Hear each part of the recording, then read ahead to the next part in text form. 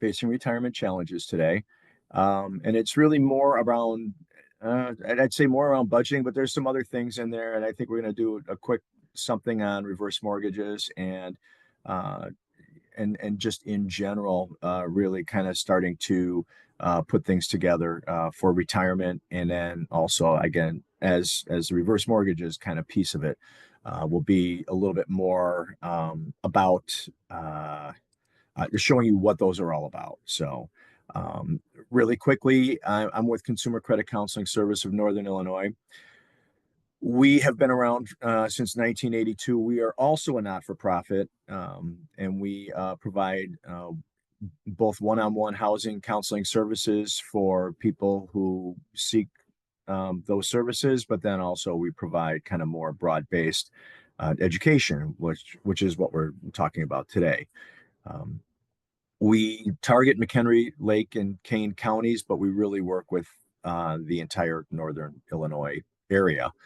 Our counselors are both, they speak English and some speak Spanish. So we have, those are the two linguals, if we will, that we cover. And then you can see here that we are HUD certified for housing counseling, which is really anything requiring first-time buyers. Foreclosure prevention, reverse mortgages falls into that.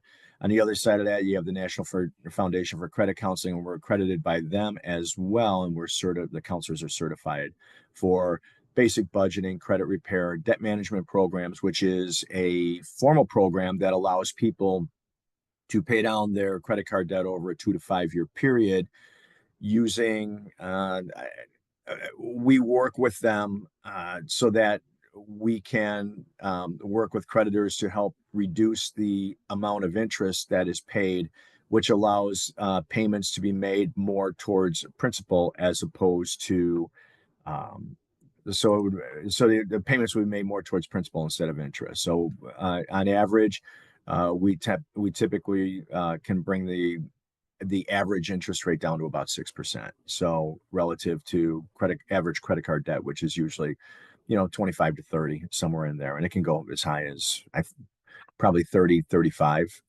and on the high end. So, but don't, so we're also court approved for bankruptcy counseling and education. And that is one of the few areas where we will charge for our services. And the reason for that is because we're mandated by the courts to do so. So, that said, we will waive those fees if we are requested to do so. Finally, you can see our locations there. We have one in Elgin, we have one in Woodstock, but keep in mind that a lot of the services that we provide are done both through Zoom and through just regular phone calls, and therefore the physical location isn't quite the barrier that it may have used to have been. So we can provide our service, and that allows us to have a broader reach without that larger physical presence. So phone number is at the bottom, and the website is at the bottom too. Illinois CCCS. I'm sorry, 3Cs s.org. If you are so inclined to check us out. So I'll show that again at the end, just in case people change their minds along the way. So CCCS Counseling Services, I pulled this off the website before we changed it, but I like the way it's set up. It kind of shows the silos here. We can talk to you about bankruptcy, as we mentioned before. Credit reports, we help people understand not only what's on their credit reports, but also help them understand how that relates to their credit scores. We can work on both sides to help people improve their credit scores and really kind of get involved with the process to help people improve that aspect of their financial life. The debt management program, I already spoke to that. Financial counseling, wonderful little catch-all. Housing, as we talked about before, it's anything from first-time home buyer to avoiding foreclosure to any type of counseling sessions, renters' rights, we do something on as well. So there's a lot of different areas that we can cover within housing.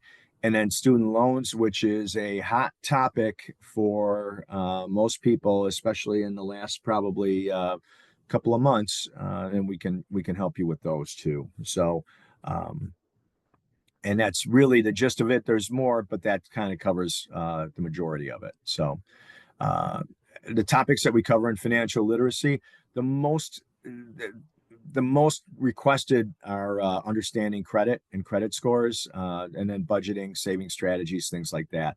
Avoiding scams comes up quite a bit, and then less so on the home side, but we still see a lot of it for home purchase, renters rights, reverse mortgages, foreclosure prevention, bankruptcy, things like that as well. So we try to when we work with somebody, we essentially try to incorporate all the aspects of their financial plan. And the idea behind it is to put everything into a budget to not only, and the budget is the tool, and it really winds up at the epicenter of everything that we do. But what we're trying to do is help people get from where they are today. So we need to assess where they are today, but then try and figure out where their goals are and where they want to be in the future. So the budget is really that plan that is, we'll call it the roadmap, or the plan that gets you from where you are today to where you are in the future. Okay. And you can see that the four major pillars are our income, our expenses, our savings, and our debt. And you can see that those are really what drive kind of making the decisions and choices to get us from where we are, again, from where we are today to where we're going. The road to the financial plan, as I said, doesn't start with somebody waking up one day and saying, I need a budget. I don't think I've ever heard anybody just say for the heck of it, I need a budget. They say, nah, you know what? I need to figure out maybe long-term savings or some sort of emergency savings vehicle. Maybe look at my income and expense management and try and regulate that a little bit more.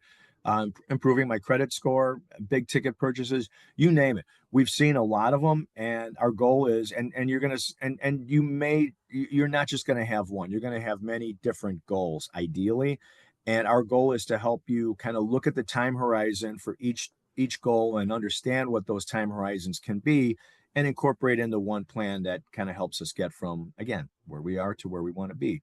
So I tell people, keep it within reason, or keep it reasonable, but within reason, meaning that sometimes what happens is people are fairly short-sighted and say, okay, I just want to do these little things to get started. But then as they get going, they say, you know what? These small successes that I have here make me think that maybe I can reach out and get a little bit further down the line with some of this stuff. So give yourself some stretch goals, because I think that once you get going with it, small successes kind of spur you on. Don't think for a second that once you set your goals, you're set in stone. They're going to change. So keep that in mind. So goals are going to change over time. And as they do, we help you. You can either, change your budget, or we can help you change your budget. So, but that's what we do.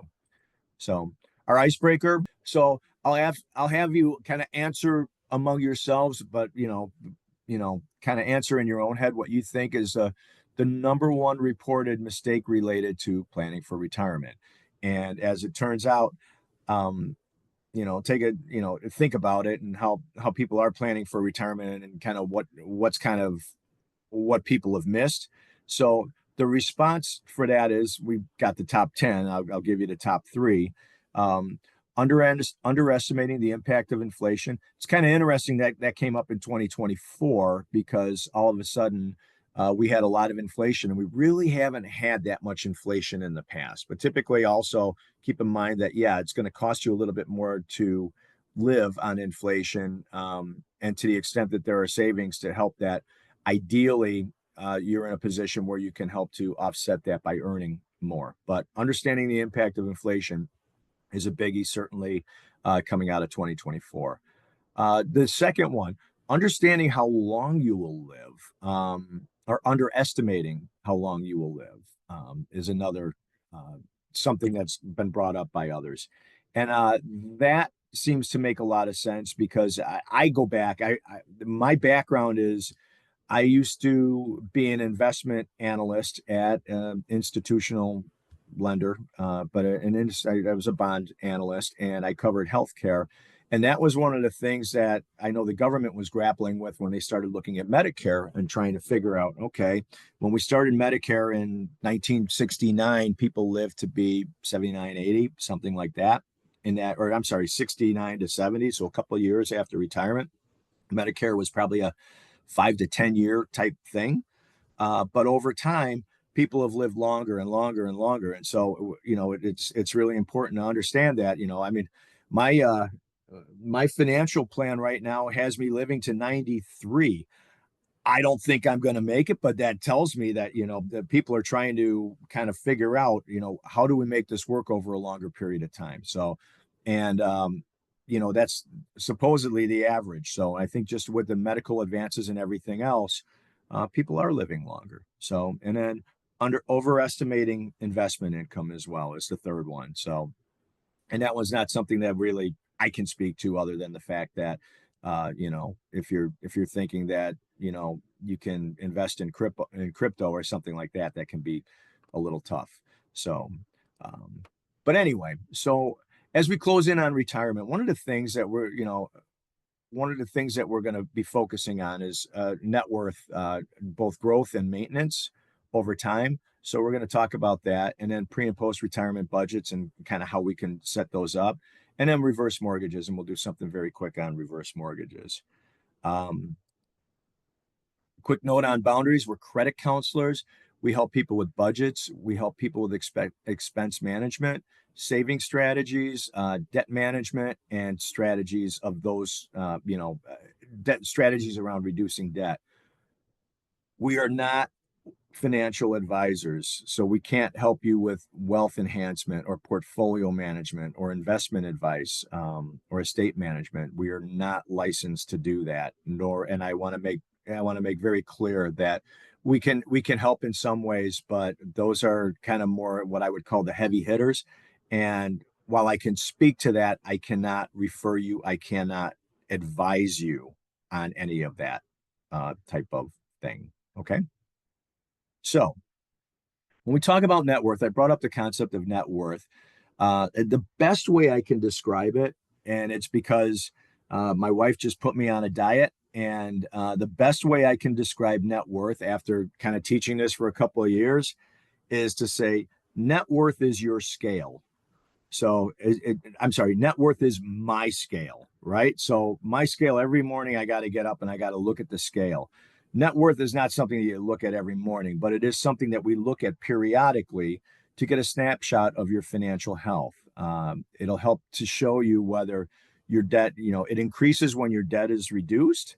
It can decrease when your debt increases. And then it also, when assets grow, so as your investments grow and your assets grow, your net worth will improve. And if your assets shrink, it works against you. So ideally, it should be growing over time. And it's what I would call your bottom line. Again, very similar to a scale where I get on a scale, even if I get on once a week, let's say, but I'm looking at that and say, how am I doing? I'm trying to, I'm being put through the rigors of trying to reduce weight and do all different things, but is it actually helping me or hurting me? And that's the litmus test, is looking at the scale. So I think that's a pretty good parallel, at least in my eyes. So we'll talk about what the net worth is. First of all, I guess the other thing we need to talk about is, you are where you are. So begin with a realistic assessment of your situation. And again, that's what essentially, and that's that bottom line. And then looking at our priorities of what we want to do and what our goals are, right? So set your goals, and then we establish a budget that gets us where we want to go. But the first thing we have to do is figure out where we are. So, and that's where net worth comes in. So the ultimate goal of financial planning and retirement is to protect and preserve, again, the net worth. I know I keep saying net worth, and you're like, what is it, Tom? What is it? We're going to get there in just a second.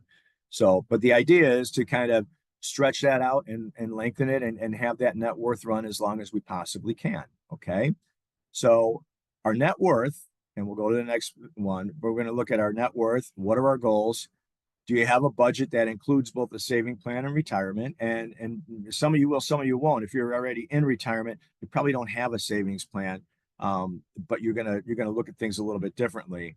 Are you aware of your spending habits? I think that's probably one of the most important things to kind of understand is uh, how am I spending my money, and are there things that I don't know about what I'm spending? And I'll show you a quick way to kind of figure that one out too. And just your general attitude towards money. So finally, we get to net worth, right? Net worth is a relationship of your assets, what you own, to your liabilities, what you owe. So a positive net worth is when you have the value of your assets greater than your debt. Negative net worth is when your debt exceeds the value of your assets. Doesn't matter where you are. It's just a question of, I always like to say it really just is nothing more than a starting point so we can figure out where we are. So once we know where we are, we can kind of, again, it's knowing what I can't really go on a diet without knowing what I weigh to start. This is kind of what we're doing here. So um I'll show you, I'm going to walk you through an example here. I'm going to show you how we figure out how we calculate the net worth, and then I'll walk you through a quick example. So when I do net worth, and everybody kind of does it a little bit differently. There's a lot of people who will add um, all sorts of assets in there, and that's great. But if you look over here at the household goods and say, well, if I have a valuable collection, or if I have tools or electronics or computer or jewelry, that's great. But it's not stuff that you can really, if you need to sell it, I guess you could in it's not something you could sell tomorrow. You might have to, put it up for bid or something like that. And it's good to have in your back pocket, but it's not necessarily something that really helps you or hurts you in the short run. What I think has the better potential for that would be anything cash on hand, your checking account, your savings account, any type of assets you have that would be in the bank, certificates of deposit or money markets or something like that, or investments, anything that you get a statement for. And whether it's a retirement fund or asset, or a checking account, savings account. So think about it that way, and think about what you have on hand that's available to you, and it's just the principal amount. So you can get a statement for a lot of this stuff. In fact, you can get a statement for all these. You can get monthly statements for all of these, and it kind of tells you where you're at. So you fill in the value, cash on hand, what do you have in the bank, or what do you have in a checking account, your savings account, CDs, all that. So that's kind of the value of your assets. The other thing to keep in mind here is, if you have a home, what's the market value of your home? The best way I would say to do that, I would use Zillow. I know we typically have to give three ideas or referrals for this, but as a quick and dirty, just throw out a value for me. Let me look at Zillow and see what the value of the house is. It's not a bad way to go. Um, if you want to use autos, I usually use like a Blue Book or something like that. You can use there's a lot of different um, auto market value type. You just use a Blue Book value or some type of value. What I would say is keep it consistent. Okay, don't use Zillow one time and then use somebody else the next time. If you're going to use Zillow, stay with Zillow over time. If you're going to use Blue Book or something like that for a car, just stay with that over time. It's not, and you might just say, you know what, I got a car and it's not that great of a car, but I'd say it's worth $1,000, right? You're fine with that too if you have an older car, or you just want to not put as much thought into it. So that's how we look at our assets, and we tally up our assets and figure out what that number is. Okay. On the other side, we're going to look at, well, what do I owe against that? So if I have a house, do I have a mortgage on it? Do I have a second mortgage on it? Do I have some sort of home equity loan or something like that? What do I owe against that? So what is my mortgage? Do I have any student loans? Do I have any consolidation loans? How about auto loans? I have the car. Do I owe something against that car on my loan? What is the principal balance of those loans? And again, those are something that you typically see on a monthly statement. Credit cards, the same thing. We can kind of figure out what that is. They're pretty easily found. If we have any type of taxes owed or medical bills or something like that, even payday loans, any other type of personal debt you might think is relevant to this, it might be worth putting on here. Again, doesn't really matter. Remember, we're focused on just kind of taking it's an assessment that we're taking to try and figure out what kind of debt we have, right? So we're going to do that next. Then we're going to look at both our total assets, subtract our total liabilities, and that's what we call our net worth. Okay. So you look at that and you say, okay, that's great. I got a number. Again, I'm telling you, and by default, the number itself isn't all that what I would call valid from the standpoint that I told you. Don't put your collections in there. Don't put some of this other stuff in there that may be sentimental, or you got a classic guitar collection or something, or a classic car collection. Is it something that you can kind of, if you think that you can, it's something that I would put off on the side. But it doesn't necessarily really give you that true net worth value. But for what we're trying to do here, I think it's really where we should be focused. So this bottom one, it says be realistic and consistent in valuing your assets. What I'm doing is just taking that out of the equation altogether. So it doesn't really come in. So you can't say, well, my car value, my guitar value, or my vintage guitar valuation just went up $1,000 or down $1,000. Take it out and let it be separate. Okay. Include the larger items that can be sold for cash. And really if you look at what we just did, we focused on the things that were a lot less, we're a lot more liquid, if you will. So that's where I'm focused.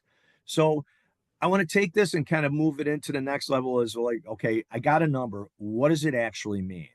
So in this situation, I have an example here. And what I'm doing is I'm saying, okay, at the end of 2022, I had a checking account worth $250. I had savings worth $2,500, and I had a 401k worth $5,000. I have a car on Blue Book, which is worth $15,000, and I rent, so I don't own a house. So, and you can see here at the end of 22, I have liabilities I have credit card debt of $4,000 or $4,200, $4,250, and car debt outstanding of $12,500. So what I'm doing, and this is kind of exactly what I was just talking about, I'm going to add up these numbers here. That's going to give me $22,750.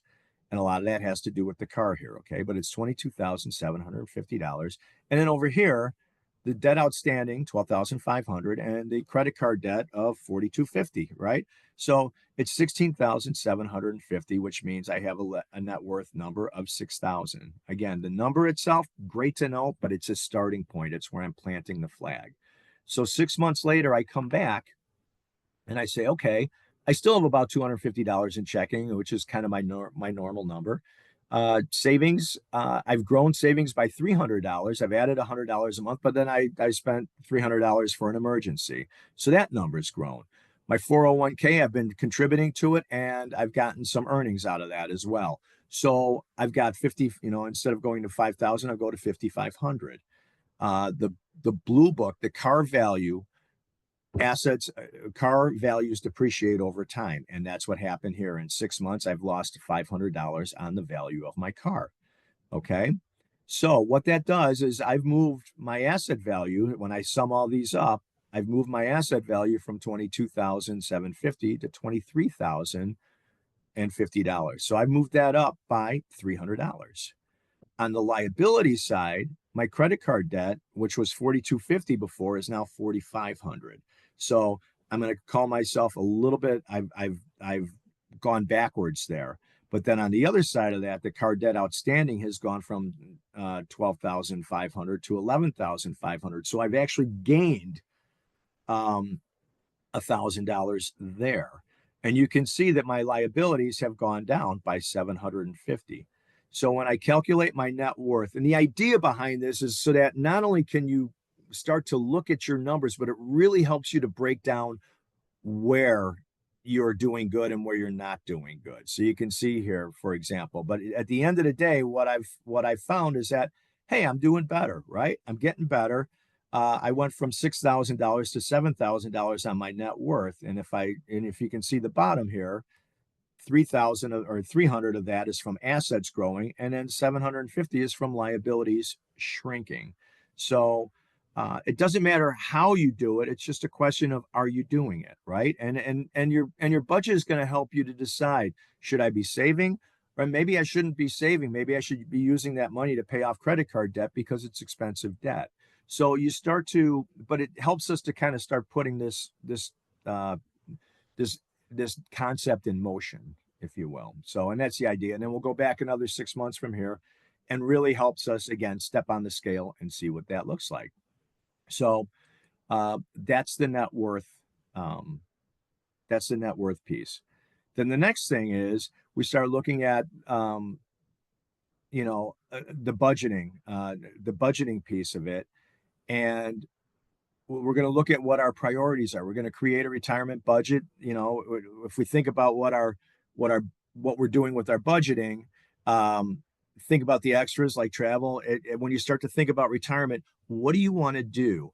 And if you're already in retirement, you already kind of have that plan. But if you're not, and you're coming close to that, the question is, how do you want to live differently, or what do you think is going to be different from where you are today? So are you going to travel? Are you going to need medical help, or things like that? What do you want to do? It really depends on your priorities and your goals, right? So in the meantime, while I'm doing that, the question is, do I want to pay off debt? What are my goals now? If my goals are now to pay off debt and increase savings and have that emergency fund, what are they going to be once I retire? One of the things you should be thinking about is, well, if once I get to retirement, do I still need to pay off debt, or have I already paid it off?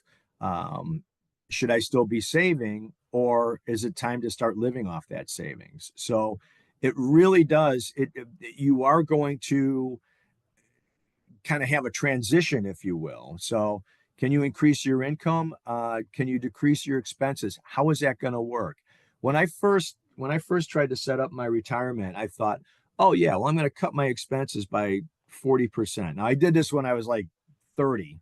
And I said, oh yeah, I'm just going to cut my expenses because I'm not going to have to spend on everything. All the kids are going to be gone, all that. I'm looking at it and going, no way. I cannot believe, we still wind up spending an awful lot of money. And I did retire a couple of years ago. So, but I'm looking at it and saying, we are doing, I think we're spending more because of travel or anything else than we ever have. And that's just kind of the way we are. So it is really worth taking a good hard look at where you are today, and then where you're going and what you want that to look like. So, and then in the meantime, you're looking at it and saying, well, how do I focus on protecting that net worth number? And how do I do that? And how do I make that work? So understanding again, how things change is really important. If you have a budget today, it is really helpful to kind of start with that. It's a great starting point to kind of look at it and say, okay, how am I doing relative to my budget today? And then, moving into that transition period for the retirement purposes. So as you look at your retirement budget, um, take a look at it and say, okay, how do I make this work? Um, the first thing I think, which is really helpful, again, is looking at your financial records, but also looking at um, where you are kind of prior to that transition, and where are you spending your money? Because you may look at things and say, yeah, this will change. But when I started looking at it, I'm like, there's not really a whole lot changing. Things have been gradually changing for the last so many years. So you kind of look at it and say, okay, can I make this work? And do I want to make this work? There are certain things you may be spending and go, I don't need that anymore. So worth taking a look. The one thing that did change for me, I will say, is that I wasn't saving anymore. So I didn't have to worry about, putting away a certain amount of money each, those expenses, those saving expenses, if you will, were gone. So, and that does make a pretty big difference in certain circumstances. So, um, but look at where you are today, and then look for the modification and changes that you're going to need. Um, and there can be some pretty significant changes, and there may be some others that are maybe more subtle. Um, the 4% rule for savings is that, and that number has changed a little bit, but it was something that was thrown out initially, and so I thought I would include it here. And it's a good place to plant a flag and say, okay, is this still kind of the right number? It could be, it might be a little bit less than that, but right now look at, your total savings and say, okay, 4% is ideally what a lot of financial advisors will say that's kind of the number to start thinking about, as to how much of savings can I pull out on an annual basis. And again, keep it, wherever your retirement starts, that's kind of the number. Keep in mind that it's going to be growing over time, but by doing 4%, you'll have a lifetime worth of saving, or a lifetime worth of spending available to you. Don't forget about adding in Social Security and the benefits of that. And when you're going to start to take Social Security, think about any type of pension or 401k that you have. And then don't forget to consider taxes as well, as we start thinking about what that retirement income is going to look like. I like to think that, some people want to say they want to grow into their expenses, or they want to figure out what their expenses are and then kind of figure out what their income is going to be based on that. And sometimes they say, and it's up to you, everybody's different, but just say, you know what, this is how much income I'm going to have. I got to make this work. So there's kind of two ways to look at it. And then also, I guess the other thing is to kind of take a step back and say, well, do I want to try and work in retirement, or do I not want to try and work in retirement? And there are people who will just continue to work, until they die. That's just the way they are. And there are others who say, when I'm done, I'm done. So it's all up to you. When we look at our expenses, one of the things I want to make sure that we're aware of is that there's two ways to look at expenses. The first is to understand what is a fixed cost, meaning how much things are not going to change as we start to get into our budgeting. What is our fixed expenses that aren't going to go away? Rent, car payments. There's a lot of different things that are static. They never change, whether it's subscription for Netflix or something like that. On the other side of that, you have variable expenses like grocery, gas, coffee shops, anything along those lines, on a monthly basis, but they're going to change. Restaurants will, absolutely kind of fall into that variable expense. These are the areas that we can try to save on. There's not a lot you can do with fixed expenses. You either have it or you don't. But the variable ones are places where you can start to focus on. And then you also have periodic expenses if you're paying property taxes, or if you're paying, if you're doing property taxes, or if you're doing something along the lines of a car, once a year, you've got a car registration that you have to bring up. Some people pay their insurance only twice a year, things like that. So there's a lot of things that we want to look at and say, you know what, I don't have these every month, but I want to make sure that it's available to me when I do have them. So, and sometimes what we do with those is we either save it throughout the year so that we can dip into savings and go after those, or we have it set aside somewhere so that we can definitely make sure that works. So when we start to look at our income, and then we start to look at our expenses, we have to determine whether or not we have, again, our fixed, our variable, and our periodic expenses. We look at those. The other thing we look at, and it's not in here, and I don't know why, but one of the things we need to focus on are our wants and our needs. And where I really think that, where I really like,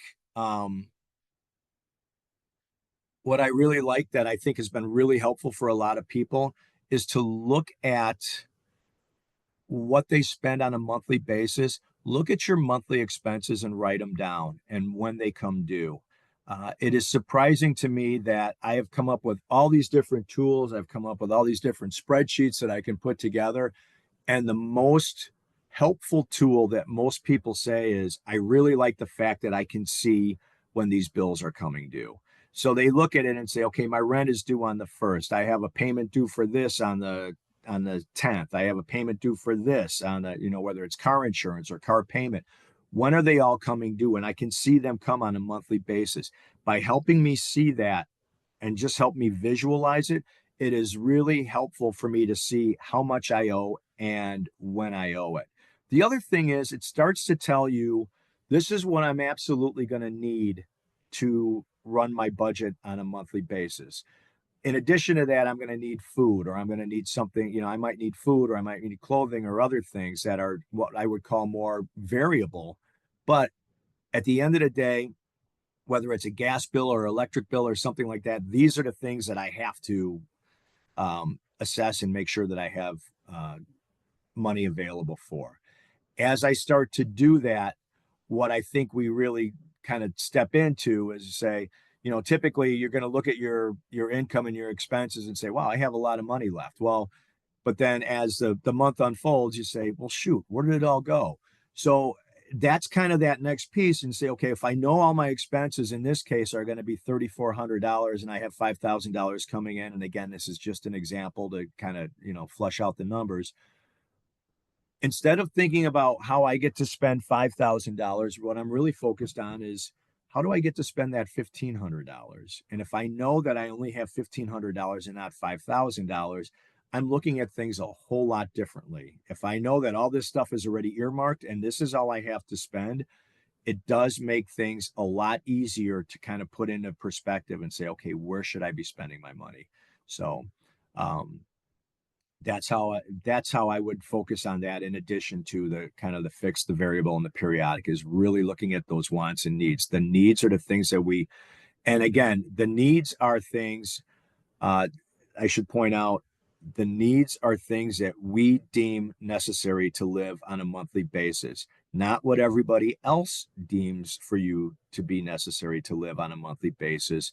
We define what our needs are. So it's really important to kind of know that, and don't look to others to say, hey, that's not a need, that's a want. It depends on you. If you need it, it's yours. And think about it that way. So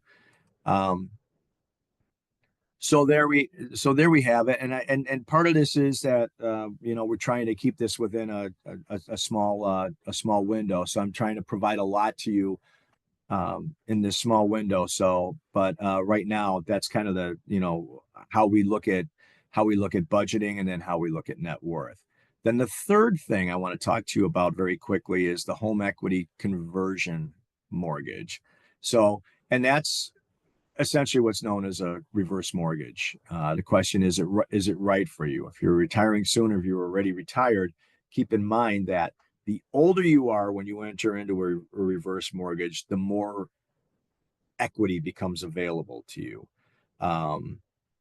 If you're planning on the nice thing about reverse mortgages is that you get to age in place, and you get to keep your house until you pass, or until you cannot live in there for 6 months, I believe. And once you're out for 6 months, then they start to have the ability, lenders would have the ability to liquidate the house if you would or sell the house.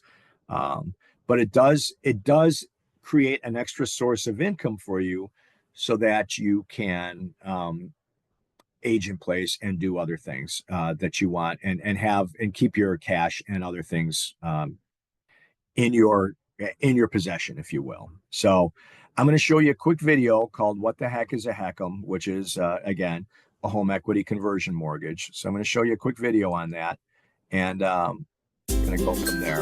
Okay.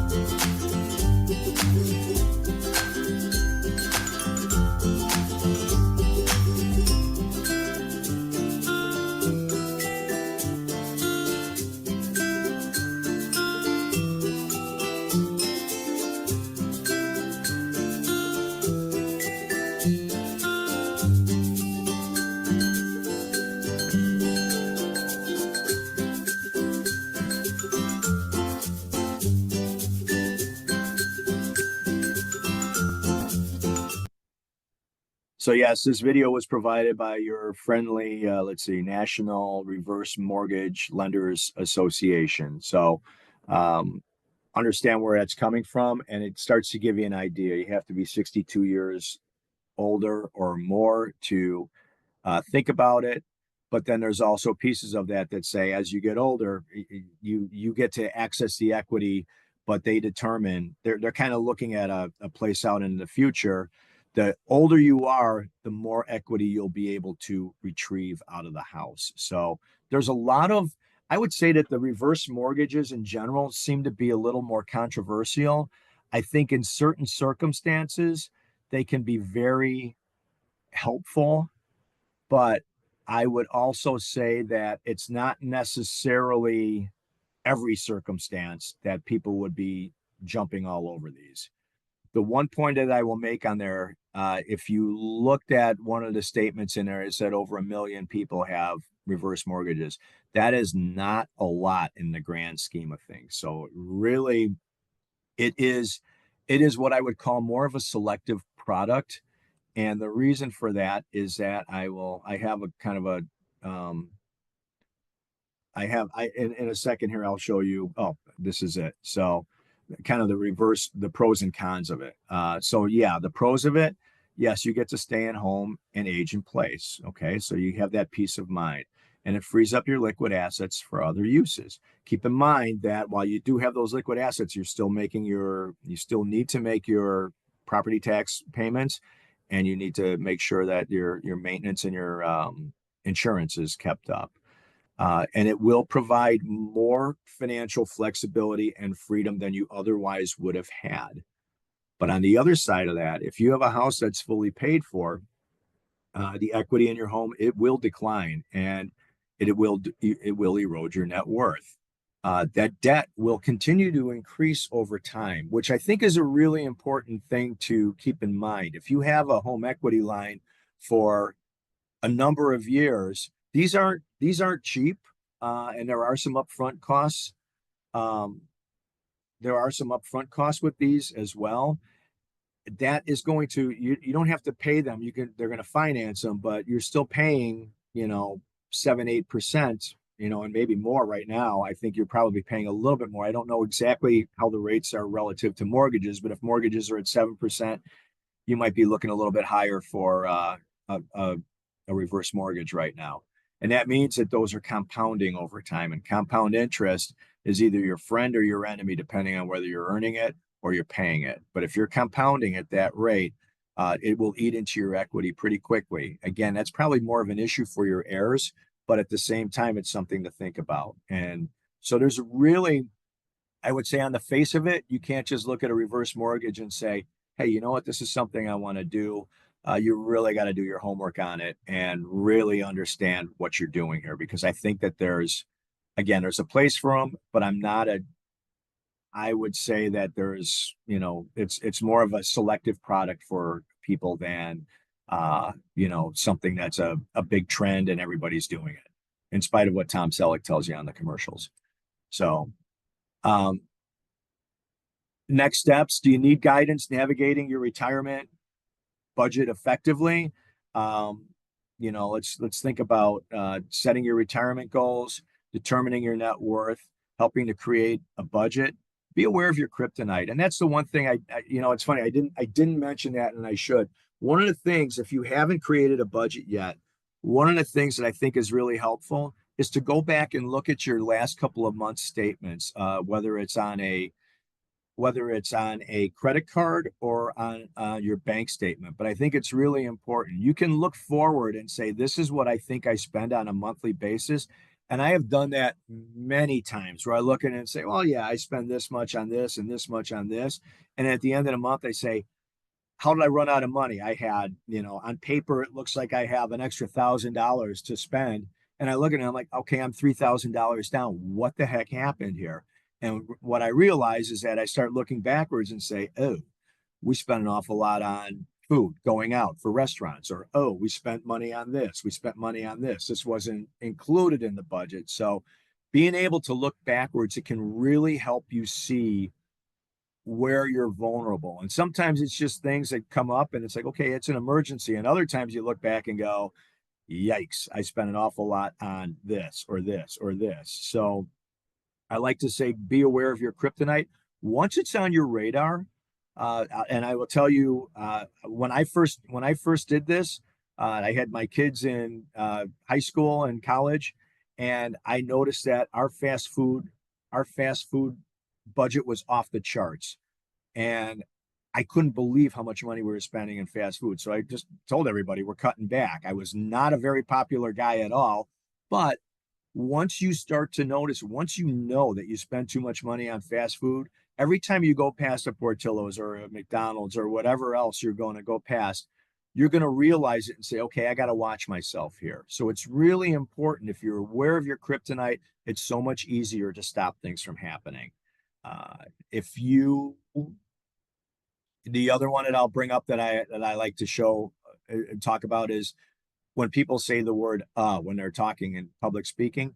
If you know that you're saying it, you are much more likely to try and stop yourself from saying it. But if you don't, you may say it 100 times and not realize that you're actually saying it. So those are things you want to, again, it's getting it on your radar and understanding why it's there. And it does really help you out. See, I just said, so, but that's the kind of thing that you can, uh, again, you can start to make it work for you. So counselors are available to help you plan for your next steps if you want to. Again, we provide one-on-one service. We do not charge for our services for that. We are here to help. So I think that's kind of the next piece. The last piece is what I always show at the end of all of my decks is financial security foundation. What I believe are the three keys. One is developing a budget mentality, making sure that we establish a savings account so we have something to fall back on when we fail. Because let's face it, we all fail when we come to missing a budget on a monthly basis. We don't fail every month, but chances are, I would say at least 1 out of 10 times, or maybe 2 out of 10 times or more, we're going to need that. So having that savings account to fall back on is very nice. At least targeting to make sure our monthly income exceeds our expenses is a very helpful thing. If we're not paying attention to it, it's very easy to get things out of control. And then finally, creating and maintaining a record keeping system. So, and that's really trying to put things all together and just knowing in the back of your mind, again, keeping an eye on your kryptonite and things like that. Number two, establishing a credit record. Use your credit card sparingly, but pay it off each month. We want to use our credit card for good and not for evil. Pay it off each month, keep it clean, meaning pay it on time and as agreed. And that it can really be helpful for you. And then finally, understanding economic realities, and that's opportunity costs and compound interest. How compound interest can work for you if you are saving for retirement or, in some sort of 401k, if you have a long-term investment horizon and you're trying to make 5-10% on your money as opposed to paying 30% for interest. Those are the things that can kind of really flip you upside down if you need to. So I always show this at the end because nobody really pays all that much attention to it at the beginning. So our two locations, again, we do a lot of things by Zoom. If you want to speak with a counselor, we can set that up for you.